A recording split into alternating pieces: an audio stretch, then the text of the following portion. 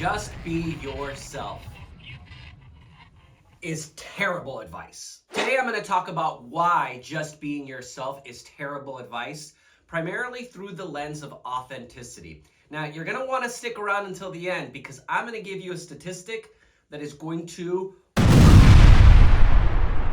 blow your mind, especially as it relates to authenticity. Now, I have heard this advice to just be yourself a lot in public speaking settings, but really it applies to any context. And especially because authenticity is a buzzword that keeps showing up almost everywhere in every publication, whether it is personal development or professional development. It's really important to understand what authenticity is and what it's not. So today we're going to talk about authenticity, and it is way too complex of a subject to cover in just one video. So today I'm going to just talk to you about what authenticity is not. To quote the great Dread Pirate Roberts, "You keep using that word, but I don't think it means what you think it means." A lot of people reference authenticity or the authentic self as the highest version of oneself, the most optimal version, or the most natural version of oneself. Now I'm going to challenge that notion and talk about why we think that the most authentic or natural self is the best version of ourselves, and why that is absolutely not the case. So I'm going to give you a challenge to prove where I'm coming from. For the next 24 hours, hypothetically, I feel like I need to say something else. What's the word? That's right. Hypothetically, I want you to walk through your day and imagine what would happen if you acted on every thought, desire, and impulse that you had. Every natural reaction to every situation. What would happen if you authentically, naturally acted upon that? While I was researching and preparing for this video, I had this thought, the thought of what would happen if I acted on every one of my natural, authentic desires for 24 hours. And I had that thought walking into one of my very favorite places in the world, Costco. Now, Costco is filled with, how should we say this, all sorts of adventures. Don't get me wrong, I love Costco, and especially as the pandemic has lifted and free samples are back, it is really, truly a joyful place to come, eat, and get bulk items and bulk items and bulk items that you probably don't need in bulk. So I had this thought of what would happen if I acted on every one of my urges. And as I'm thinking through this, I'm walking into Costco with my cart, and in front of me there's this beautiful, loving, kind, older couple. You could tell that they were the type of couple that had been married for more than 5 decades, that they could finish each other's sandwiches. They could do everything in the world together. And it just warmed my heart to see a couple so united, so loving, so kind to one another. And my natural instinct was to push them out of the way. Ow! You need to leave! If you're a Costco enthusiast like I am, you oftentimes get frustrated by people in front of you who, refuse to move. Now you may be thinking, wow, I didn't realize this Eric guy was such a jerk. And I'm being open, honest, and dare I say, authentic with you, in that I'm sharing with you what my natural reaction was. But I argue that all of us, every single one of us, has a natural innate desire, a natural instinct that is not authentically kind, especially when we are frustrated, annoyed, stressed, or something really, really bad happens to us.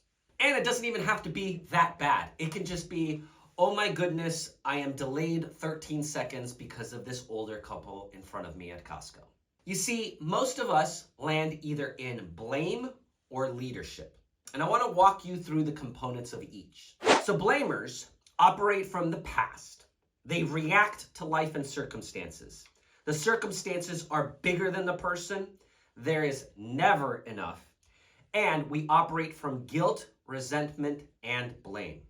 However, leaders operate from the present. Leaders respond to life and circumstances.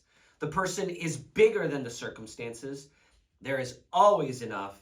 And we operate from acceptance, forgiveness, and compassion. Now, I know what you might be thinking. Well, I'm not a blamer. I'm very clearly a leader. And my authentic self is being a leader. And I'm not saying that that's not necessarily true, because all of us desire to be in leadership and away from blame. What I am arguing, however, is that our default operating system is blame. Our default authentic operating system is blame. So whenever we're stressed out, like before a speech or before a tough conversation with a coworker, or anytime something goes wrong at home or at work, if we are defaulting to blame and somebody says, hey, just be yourself, what do you think the results are going to be? Well, I'll tell you what the results are. The results are that we are operating from a system of blame and then using authenticity as a shield or as an excuse or as a get out of jail free card for our bad behavior. Whenever we react in a negative and destructive way, we empower ourselves with the mantra of just being ourselves. So just being yourself translates into, I'm just being myself. That's just who I am. Now, here's what I'm not saying. I'm not saying that if you're a CrossFit fan or a 1980s and 90s movies buff and a video game addict and a Major League Baseball fan, specifically the Arizona Diamondbacks, go D-backs fan, that you should hold that in. It's not about holding back the interests, the desires, the qualities that you have about yourself, but it's about recognizing when your authentic behaviors, the behaviors that you feel are real but may not necessarily be true, come out and they get all over everyone else. And when they get all over everyone else and we think, oh, that's too bad, that's just who I am, we are justifying bad behavior under this guise of authenticity. So let's talk about the 3 things that authenticity is not. First, authenticity is not comfort. Now, the pandemic has really changed what it means to be comfortable in the workplace, especially since many of us have transitioned from in-person, in-office settings to home office. We can now be more comfortable in our jeans and a t-shirt. We can now have our own snacks and have our own lunch and take our dog for a walk in the middle of our lunch break. And that's fantastic. Those are great revisions to the common day workplace that really benefit employees. However, if you give a mouse a cookie, ... If you've read the book, you know the rest of the book. And because workers have gotten so used to this authentic comfort, we think that if it's not comfortable to me, it's not authentic. This is especially true when I'm coaching individuals in their public speaking skills. I coach them to project and to have their facial expressions be more expressive. And they'll push back and say, that's not authentic to who I am. And my response is, as always, it's not about your comfort level, and you're not changing necessarily who you are.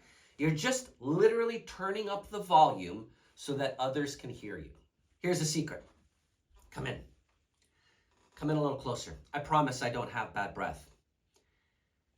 You can be uncomfortable and authentic at the same time. Number 2, authenticity is not anarchy. So many people live by the motto, no regrets. In fact, I'm willing to bet that many of you who are watching this video now have somewhere on your body tattooed, no regrets. I'm going to introduce you to a very powerful book by Daniel Pink. It is called The Power of Regret. In it, he argues that those who claim to have no regrets are actually holding back their strengths and their learning. We erroneously think that to live this life of no regrets, to being completely ourselves, will lead us to our highest, most maximum, most optimal way of life. And that's just absolutely not true. If everyone lived their life with no regrets, what do you think would happen? Keep in mind that if we are not working on ourselves, if we're not really uncovering who our authentic true self is, then the authentic self that we think we are can, again, really cause harm to other people. Finally, and most importantly, authenticity is not an excuse. I have consulted several organizations where there has been, for lack of a better term, bad behavior. Now, I know good and bad is very subjective. However, we're talking about the types of behaviors that are aggressive, inappropriate, and sometimes borderline, if not over the line, abusive. And a lot of these individuals who are creating these actions have this mentality that they are simply expressing their authentic selves. They'll say things like, I just needed to speak my truth. I need to be authentic in who I am and how I feel. I'm just expressing my authentic self. And that seems to be a bit of a cop-out, because who am I as a leader to combat or to challenge who you really are? However, if you've done something wrong, if you've done something that is inappropriate in the workplace, and I can't challenge who you are, you see how that can create a lot of tension. So what do we do with this situation? How do we truly understand what the authentic self is and what it isn't? Well, the Harvard Business Review, big ol' shout out to Harvard Business Review, awesome publication. They recently published an article on this very subject. Authenticity begins with self-awareness, knowing who you are, your values, emotions, and competencies, and how you're perceived by others. Only then can you know what to reveal and when. Now, this is really, really critical, so listen up. Good communication skills are also key to effective self-disclosure. Your stories are worthwhile only if you can express them well. We typically encounter 3 types of executives whose lack of self-knowledge causes their revelations to fall flat: oblivious leaders, bubblers, and open books. And 2 types who fail because they are poor communicators: inscrutable leaders and social engineers. Look, here's the deal. If you are looking to use authenticity as a reason to express yourself, let me give you a caution.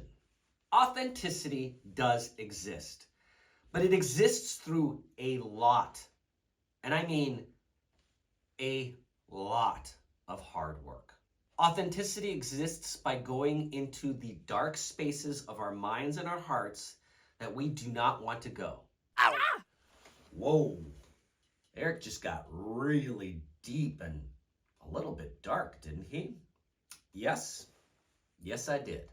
I want you to make sure that you hit subscribe right now, and I'll tell you why.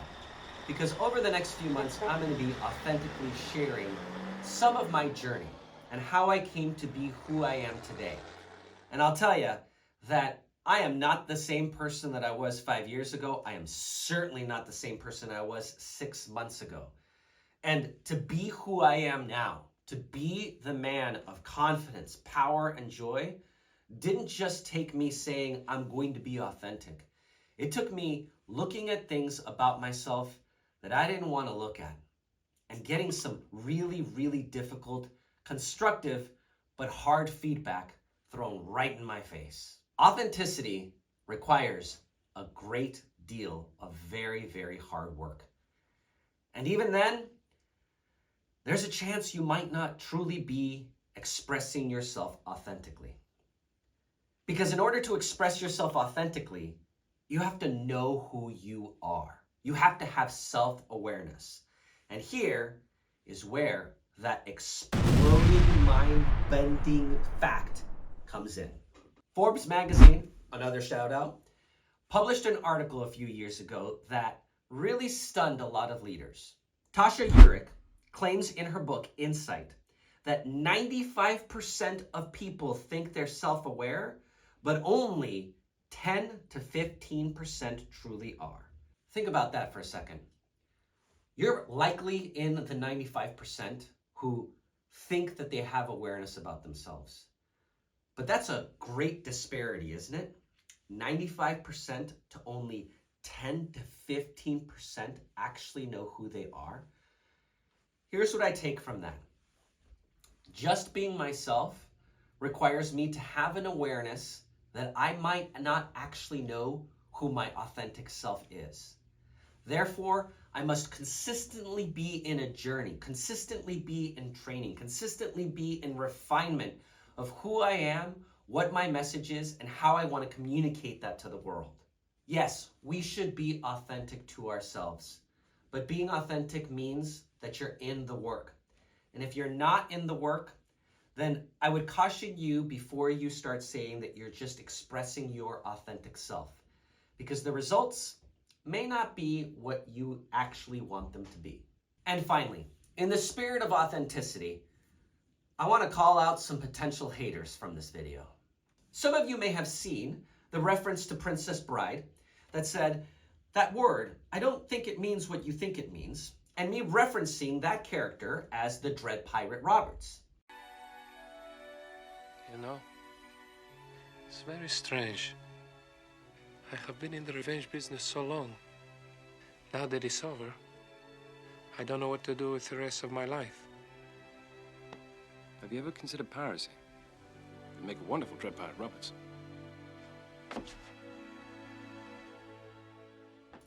Until next time, we'll see you soon.